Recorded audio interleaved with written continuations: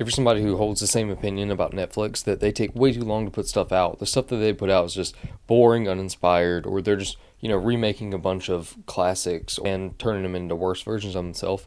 Good news. It's just going to get worse. Netflix agrees to acquire Warner Bros. Discovery for $72 billion, gaining iconic franchises like Batman, Harry Potter, and Friends alongside its hit originals. Netflix will also take on more than $10 billion in Warner Bros. Debt, pushing the deal's enterprise value to $82.7 billion. Yep, you heard that right. Netflix just bought Warner Brothers for $82.7 billion. The deal will give Netflix over 420 million streaming subscribers worldwide, making it far larger than any competitor in the streaming market. It's not just things like Harry Potter, it's things like all of Looney Tunes, Batman, Superman, some different things like Yogi the Bear, Bugs Bunny, fucking Scooby-Doo actually is Warner Brothers, and now Netflix owns them. Now, maybe on the surface, this really isn't much of a problem because they bought the company. It's not like they strong-armed and sued them and won it in some type of case or anything. They outright bought the company and, bought all of the IPs and whatnot. So, I mean, on one hand, it is what it is, but on the other hand, now you have a mega corporation like Netflix that already is, doing whatever the fuck they want, because what are you going to do? You're going to go to another streaming site? Yeah, sure, you're going to do that for 3 months until Netflix drops something that you want, and then you're going to come back over. That's exactly what happened with Stranger Things. I mean, Stranger Things just came out with their new season, and so many people who had deleted their Netflix account and hadn't paid them for years all of a sudden came back. And it happens like that all the time. People are like, man, fuck this. Netflix is charging too much. It's not putting enough out. I'm done. I'm done with it. I'm canceling my subscription. 3 months later, they put out a new fucking bullshit movie, and then people are right back to it. Why might this also be another bad thing, other than just they own the characters and they can do whatever they want now? Also the fact that if they want to shelf a character, if they just don't want to do anything with a character, they don't have to. They have no reason to. So if Netflix themselves doesn't like a certain character, but maybe a lot of people actually want to see them and stuff, who cares? They don't have to do anything with it. Fuck them. It's theirs. They can do what they want to, or not do whatever they don't want to do with that person. It doesn't matter.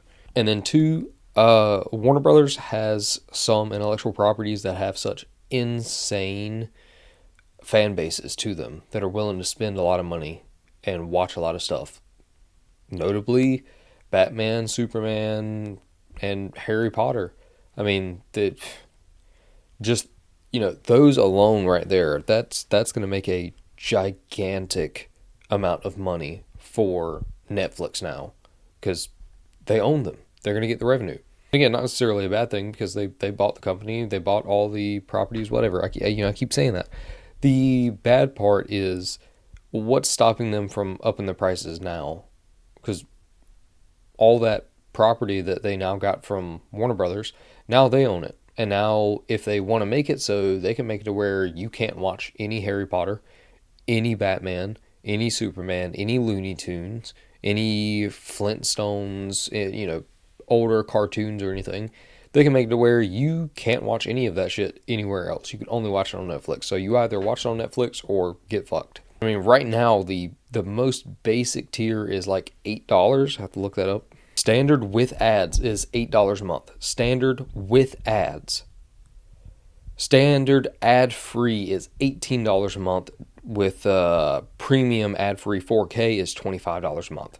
So if you want to watch Netflix and you want to pay for a service and also, God forbid, not have ads, how dare you, you fucking heathens, you're going to have to pay $18 a month as of right now. But as of later on, when, they've really got the meat hooks in and they can do whatever they want to, otherwise you're not going to be able to watch the things you want. You're not going to be able to watch any Harry Potter or anything like that. What's to say they don't raise it to, $20, $25, $30 a month for, Netflix without ads. Hell, with ads. Fucking who knows? They have so much leverage now over what people can watch in their niches and, in their, cults, basically. That, they've really just got people by the fucking balls. If you want to watch this shit, you come to Netflix. Otherwise, who cares? While Netflix has delivered some successful TV franchises along the way, including Stranger Things, Squid Games, Bridgerton, and K-pop Demon Hunters, the streamer does not have a deep library, and that's what this deal represents. This move is all about adding serious firepower to Netflix content game, said Julie Clark, Senior Vice President of Media and Entertainment at information firm TransUnion. HBO brings a treasure trove of IP, proven franchises, and world-class storytelling, she said. That's huge for Netflix. Exactly. This is a gigantic, it's $82 billion. Of course, that's an insane amount of money. But the return on investment, the revenue that they're going to eventually get out of this deal is fucking insane. Because, Netflix is notorious for putting some shit out, and maybe it's really good, and then they just take it away. They don't pick it back up for another season, or they keep it up there for 3 months, and people are still fucking with it, and then they just fucking yank it off for no reason, no good reason, it seems, at least. This is something that they're gonna have a fucking bag. They're gonna have a deep bag of these kind of franchises from a company that's been around for over 100 years. So, they're really going to have, as they stated, some serious firepower. Warner Bros. Has some extensive studio assets, including a leading television studio. This acquisition will allow us to significantly expand our production capacity in the United States and keep investing in original content. Over the long term, this means more opportunities for creative talent. Yeah, if they, actually do some Netflix originals that are actually pretty fucking good. I think there's maybe 2 or 3 off the top of my head that I kind of remember okay, but for the most part, I don't really care that much about these Netflix originals. I think, every time I see them, they're like a very cliche action movie or something, and I just don't really care much for them. But yet, like this does end up saying, this is a huge opportunity for Netflix. Although I do find the part of this article really fucking hilarious. Netflix executives have long downplayed merger talk, including as recently as 2 months ago when Peter said during a Bloomberg conference that Netflix heritage was being builders rather than buyers. You ponied up a lot of fucking money for being a builder and not a buyer. You bought all the fucking steam that you're going to have for your platform for at least the next year, rather than building it up yourself. This is interesting that Warner's cable channels, including CNN, TNT, and HGTV, are not included in the deal. They will form a new publicly traded company, Discovery Global, in mid-2026. Interesting. I don't really see Netflix caring that much about getting CNN, TNT, or HGTV, but it's just interesting how they kind of set them off to the side because they're the cable channels rather than just seen as one of the other intellectual properties. Netflix also divide conventions by releasing an entire season of TV episodes in one drop, eschewing the tradition of parceling out a new episode each week. Yeah, and then they take 6 fucking years to make a new season to the show. So by the time you get to the new season, you gotta watch the old fucking season to even figure out what the fuck is going on with this one. Somebody in this article seems to be agreeing. Antitrust experts have said they anticipate the opposition to Netflix's proposed takeover. There's very little consumer upside to be gained from letting the clear number one player in the streaming market buy a major competitor. Media analyst Doug Krewitz wrote Friday in a note to investors, and there could be significant consumer downsides. This deal poses an unprecedented threat to global exhibition businesses. Cinema United, a trade group representing of owners more than 50,000 movie screens. Theaters are going to take a huge hit. Yeah, now that I think about it, this just said, the negative impact of this acquisition will impact theaters from the biggest circuits to one-screen independents in small towns in the U.S. and around the world. Netflix's stated business model does not support theatrical exhibition. Yeah, for the most part, Netflix puts some shit out, it's on Netflix first, and then maybe it goes to a theater. But for the most part, Netflix is Netflix first, fuck all the rest of y'all, or y'all can come next. But it is us first. And that's really going to fuck with a lot of theaters that are, putting out things that are Warner Brothers IPs. Ooh.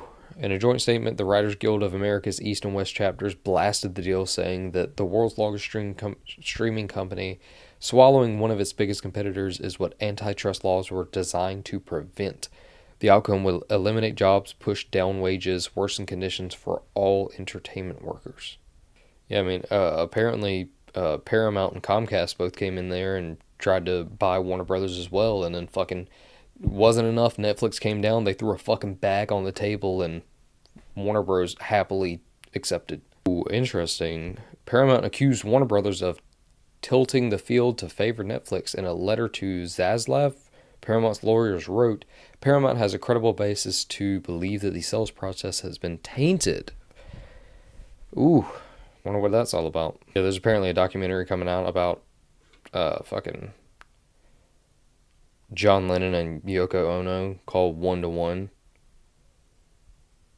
Man, nobody give a shit about fucking John Legend and or Lennon and Yoko Ono's whatever the fuck this is. The problem with Yoko, she couldn't stay out the fucking way. She had to be in the goddamn spotlight, and John just fucking entertained her and let her do whatever, and it ended up fucking up the entire group they had.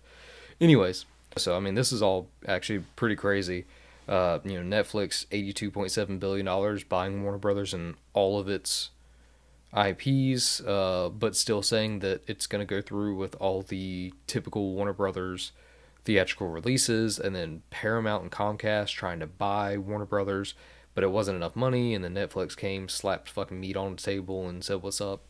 And then Paramount apparently saying, was it Paramount? Yeah, then Paramount coming out and saying that, they have a credible basis to believe that the sales process was tainted and tilted into the favor of Netflix buying out Warner Brothers. But it does say it's probably going to take a year to a year and a half to finalize all the payments and the crossovers and everything. So, I mean, at least for right now, your Netflix payment should be staying just about the same. Still ridiculously high, especially without ads, $18 a month just to not have ads. Should be safe for like the next year or so until this deal goes through, and then once it does, who fucking knows, man? There's no telling. They really might just fucking pump this thing up like goddamn Ronnie Coleman on stage, but really hard to say. That's all. I don't know. What do you guys think?